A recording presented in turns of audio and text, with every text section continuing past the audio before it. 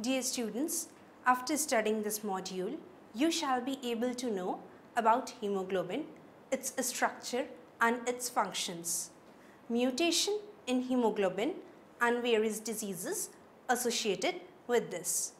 Finally, you will learn about protein profiling and the various techniques associated with this. Let us learn about hemoglobin. Hemoglobin is the protein molecule in red blood cells that carries the oxygen from the lungs to the body tissues and returns the carbon dioxide from tissues back to the lungs. It comprises almost 1/3 of the weight of the red blood cells. It is chemically represented as Hb.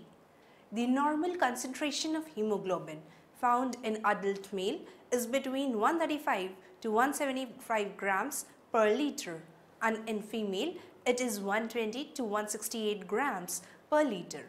The hemoglobin is made up of 4 protein molecules, globulin chains that are connected together. The normal adult hemoglobin or the HbG molecule contain 2 alpha globulin chains and 2 beta globulin chains. In fetuses and infants, the beta chains are not common and the hemoglobin molecule is made up of 2 alpha chains and 2 gamma chains. As the infant grows, the gamma chains are gradually replaced by the beta chains, forming the adult hemoglobin structure. Each globulin chain contains an important central structure called the heme molecule. Embedded within the heme molecule is iron that is vital in transporting oxygen and carbon dioxide in our blood. The iron combined in hemoglobin is also responsible for the red color of the blood. Hemoglobin also plays an important role in maintaining the shape of the RBCs or the red blood cells. In the natural shape, the red blood cells are round with narrow centers resembling a donut without a hole in the middle. The abnormal hemoglobin structure can therefore disrupt the shape of the red blood cells and impede their function and flow through the blood vessels. Now moving on to the structure. Hemoglobin consists of 2 parts, that is heme and globin. Hemoglobin is a tetramer composed of the 4 globin molecules, 2 alpha globins and 2 beta globins.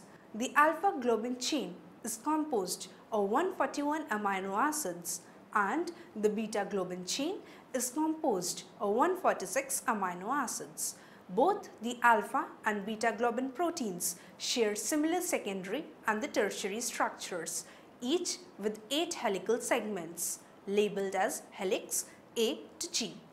Each globin chain also contains 1 heme molecule. The heme molecule is composed of a porphyrin ring which contains 4 pyrrole molecules cyclically linked together and an iron ligand bound in the center. The heme molecule is located between the helix E and helix F of the globin protein.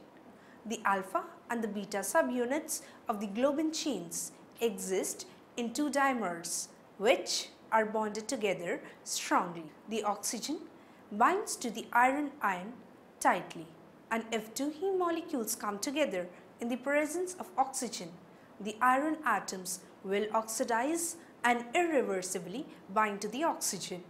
This irreversible binding would not be of the use in the hemoglobin molecule because the oxygen needs to be released in the tissues.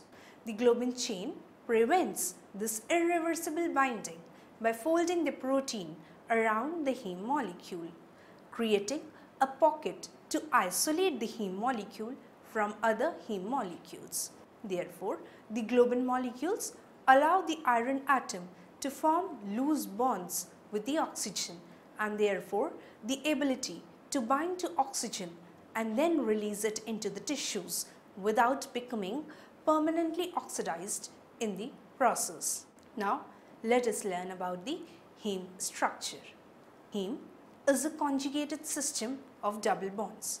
It is a cofactor consisting of ferrous ion contained in the center of a large heterocyclic organic ring called porphyrin, made of 4 pyrolyl groups joined together by the methane bridges, or it consists of a single iron cation at the center surrounded by 4 nitrogen atoms. Not all porphyrins contain iron, but a substantial fraction of the porphyrin-containing metalloproteins have heme as their prosthetic group, and these are known as hemoproteins. The hemes are most commonly recognized as components of hemoglobin, the red pigment present in blood, but are also found in a number of other biologically important hemoproteins such as myoglobin, cytochrome, catalase, endothelial nitric oxide synthetase. Now we will study about the types of hemoglobin. Hemoglobin A, also represented as HbA, is known as the adult hemoglobin or alpha 2 and beta 2. It is the most common human hemoglobin tetramer, comprising over 97% of the total red blood cells hemoglobin. It consists of 2 alpha chains and 2 beta chains. It is of 2 types. The HbA1, it is normal hemoglobin found in adults, and it represents about 97% of the hemoglobin. It is also called as major form of hemoglobin. Next is the HbA2. It comprises 3% of the normal adult hemoglobin. It is also called as the minor form of the hemoglobin. The next type of hemoglobin is the fetal hemoglobin or the HbF. It is the major hemoglobin present during gestation. It constitutes approximately 60 to 80% of the total hemoglobin in the full term newborn or fetuses. It is almost completely replaced by the adult hemoglobin or the HbA by approximately 6 to 12 months of age, and it amounts to less than 1% of the total hemoglobin found in the adult. The third type of the hemoglobin, S, which is the most common type of abnormal hemoglobin and the basis of the sickle cell anemia trait. The hemoglobin S differs from the normal adult hemoglobin or the HbA factor only by a single amino acid substitution, a valine present or replacing a glutamine in the 6th position of the beta chain of the globin. The recognition of this tiny change in the hemoglobin molecule marked the opening of the molecular medicine. Next, we will study about the functions of hemoglobin. The ability of hemoglobin to take up oxygen molecules in the lungs and then release them in the tissues is regulated by several factors, both depending within the hemoglobin molecule itself and through the external chemical factors. One of the biggest regulators of the oxygen affinity of the hemoglobin is the presence of oxygen itself. In the lungs, where the oxygen level are high, the hemoglobin has a higher affinity for oxygen, and this affinity increases disproportionately with the number of the molecules it is already bound to it. In other words, after the oxyhemoglobin binds one molecule of oxygen, its affinity for oxygen increases until the hemoglobin is fully saturated. In the same way, the deoxyhemoglobin has a lower affinity for oxygen, and this affinity decreases disproportionately with the number of the molecules it already has bound to it. Thus, the loss of one oxygen molecule from the deoxyhemoglobin lowers the affinity for the remaining oxygen. Hemoglobin is also used as a buffer in the red blood cells. Now, we will study about the transport of the oxygen and carbon dioxide. In lungs, the oxygen diffuses from the alveolar air into the blood, where the oxygen dissolves in the blood. The oxygen is carried in a chemical combination with the hemoglobin in red blood cells. The hemoglobin containing iron in its structure were oxygen bound to iron for the transport purpose. The net reaction for the interaction of oxygen with the hemoglobin results in the following equilibrium that has been shown here. The oxyhemoglobin can be caused to release oxygen by the addition of the hydrogen ion. Now moving on to the mutations in hemoglobin. The composition of hemoglobin is the same in all persons. The genes that code for hemoglobin are identical throughout the world. Occasionally, however, one of the genes is altered by any of variety of accidents that can occur in nature. These alterations in the genes, called the mutations, are very rare, since genes are inherited and they contain the information needed to make a protein, and if a mutation produces an abnormal hemoglobin gene in a person, the gene will be passed on to his or her children. The children will produce a modified hemoglobin identical to that of the parents. Most mutations in hemoglobin produce no problem. Occasionally, however, the alteration in the protein changes aspects of its behaviors. The following mutations in hemoglobin which can be seen are the sickle cell anemia, the HBC and thalassemia. Now we will study about sickle cell anemia. Sickle cell disease or sickle cell anemia or SCD, also known as SCA, is a hereditary blood disorder characterized by an abnormality in the oxygen-carrying hemoglobin molecule in the red blood cells. This leads to a propensity for the cells to assume an abnormal, rigid sickle cell shape under certain circumstances. Sickle cell disease is associated with a number of acute and chronic health problems such as severe infections, attacks of severe pain, that is sickle cell crisis, and stroke, and there is an increased risk of death. It is a genetic disorder of blood caused by mutation in the beta-globin chain, resulting in the formation of the HbS instead of the Hb, that is the normal hemoglobin. The mutation occurs in the 6th position of the chain, where the glutamic acid is replaced by valine, due to which the precipitation of the hemoglobin occurs in RBCs, resulting in the sickle shape of the RBC.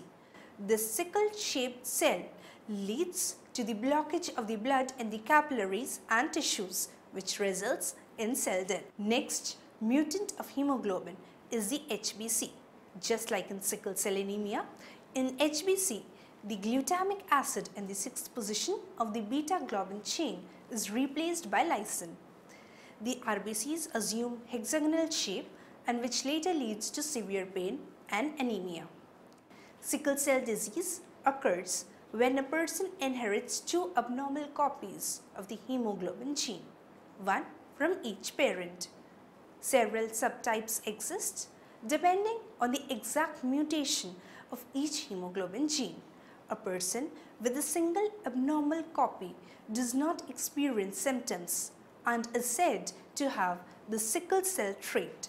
Such people are also referred to as the carriers. The complications of sickle cell disease can be prevented to a large extent with vaccination, preventive antibiotics, blood transfusion, and the drug hydroxyurea or hydrocarbamide. A small proportion requires a transplant of the bone marrow cells. Next, we will study about thalassemia. Thalassemia is a form of inherited autosomal recessive blood disorder characterized by abnormal formation of hemoglobin. The abnormal hemoglobin formed results in improper oxygen transport and the destruction of the red blood cells. Thalassemia is caused by variant or missing genes that affect how the body makes hemoglobin, the protein in the red blood cells that carries oxygen. People suffering with thalassemia make less hemoglobin and have fewer circulating red blood cells than the normal, which results in mild or severe anemia. Thalassemia can cause complications including iron overload, bone deformities, and cardiovascular illness. However, This same inherited disease of the red blood cells may confer a degree of protection against malaria. Specifically, malaria is caused by the protozoan parasite Plasmodium falciparum, which is or was prevalent in the regions where the trait is common.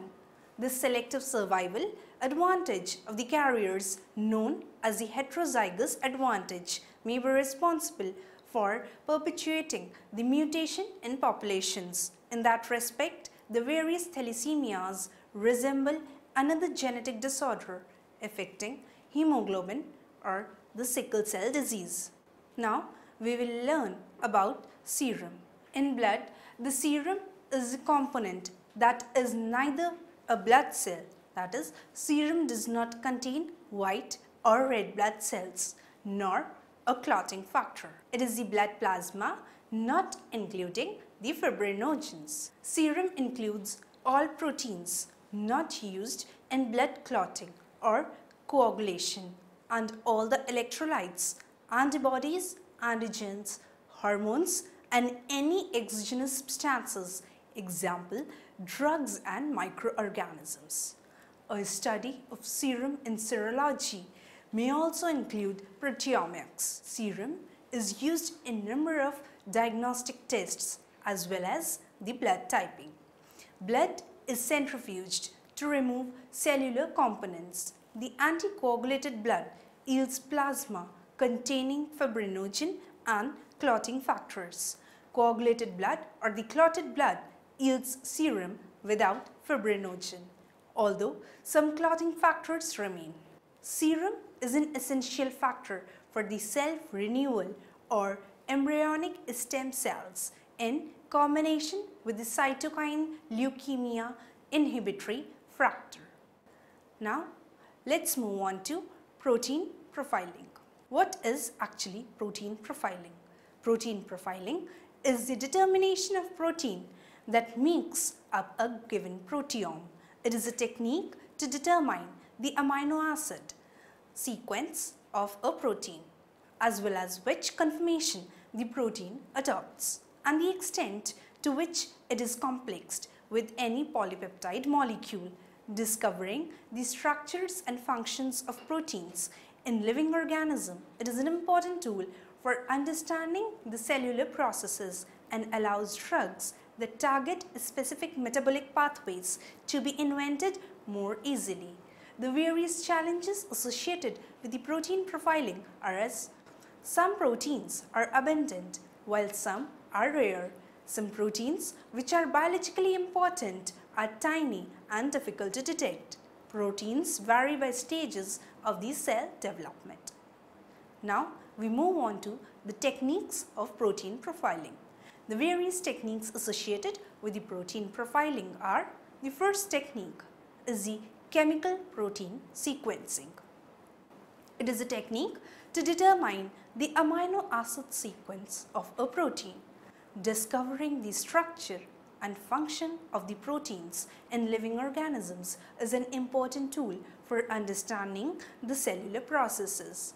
The second technique is the two-dimensional gel electrophoresis. It was first introduced by O'Farrell and Keoghs in 1975. It is also abbreviated as 2DE or 2D electrophoresis. The two-dimensional gel electrophoresis is a powerful and widely used method for the analysis of complex protein mixtures extracted from cells, tissues and other biological samples. This technique separates proteins in a two-step process according to the two independent properties. The first dimension is the isoelectric focusing, or also abbreviated as IEF, which separates proteins according to their isoelectric point, or the IEP, or also denoted as the PI. The second dimension is the SDS polyacrylamide gel electrophoresis, or the SDS PAGE, which separate proteins according to their molecular weights. In this way, the complex mixtures consisted of thousands of different proteins can be resolved and the relative amount of each protein can be determined. The procedure involves placing the sample in gel with a pH gradient and applying a potential gradient across the gel. In the electric field, the protein migrates along the pH gradient until it carries no overall charge. There are two alternatives methods to create the pH gradient. One is the carrier amphiolites and the immobilized pH gradient or the IPG jets.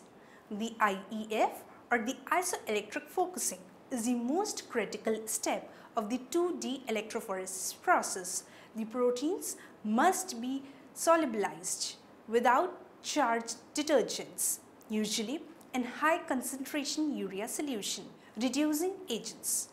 To obtain high quality data, it is essential to achieve the low ionic strength conditions before the IEF itself. Since different types of samples differ in their ion content, it is necessary to adjust the IEF buffer and the electrical profile to each type of sample. The separation in the second dimension by the molecular size is performed in a slab of SDS page. The 12 parallel gels can be separated in a fixed temperature to minimize the separation variations between the individual gels. The third technique is the protein sequencing by mass spectrometry. In this technique, the mass spectrometry is applied to study the proteins. In this technique, the proteins are ionized by electrospray ionization or the matrix assisted laser desorption and then introduced to mass analyzer where the proteins are digested enzymatically to smaller peptides where these peptides are introduced to the mass spectrometer. Now we will study about what are the advantages of protein profiling. The various advantages of protein profiling are: the protein profiling technique is used to compare the healthy and the diseased tissues. Secondly, it is also used to identify the genome. Also, it is used to identify targets for the designed drugs. Now, let us summarize all that we have studied in this module. Hemoglobin is a red globular protein and comprises almost 1/3 of the weight of the red cells. It is chemically represented as Hb. Hemoglobin is found in one of the components of the blood, that is RBC or the red blood cells or the red blood corpuscles. The normal concentration of the hemoglobin found in adult male is in between 135 to 175 grams per liter and in female it is about 120 to 168 grams per liter. The hemoglobin consists of two parts, that is the heme and the globin molecule. The various types of hemoglobin are the adult hemoglobin, also represented as HbA. It has two major forms, the HbA1 and the HbA2. HbA1 is the major form of hemoglobin and HbA2 is the minor form of the hemoglobin. Next, we have the fetal hemoglobin or the HbF that is present in fetuses and newborn infants. The HbS is the abnormal hemoglobin and that is found in cases of sickle cell anemia. The various functions of the hemoglobin are: the hemoglobin is a carrier of carbon dioxide and oxygen. Hemoglobin is a buffer in the red blood cells or the RBCs. They transport oxygen and carbon dioxide in lungs. The oxygen diffuses from the alveolar air into blood and the oxygen combines with the hemoglobin. The oxygen is released by the addition of the hydrogen ion. The mutations in hemoglobin can take place in cases of sickle cell anemia, thalassemia and HBC. About the serum that we have studied in this module, it is neither a blood cell nor a clotting factor. It includes all the proteins.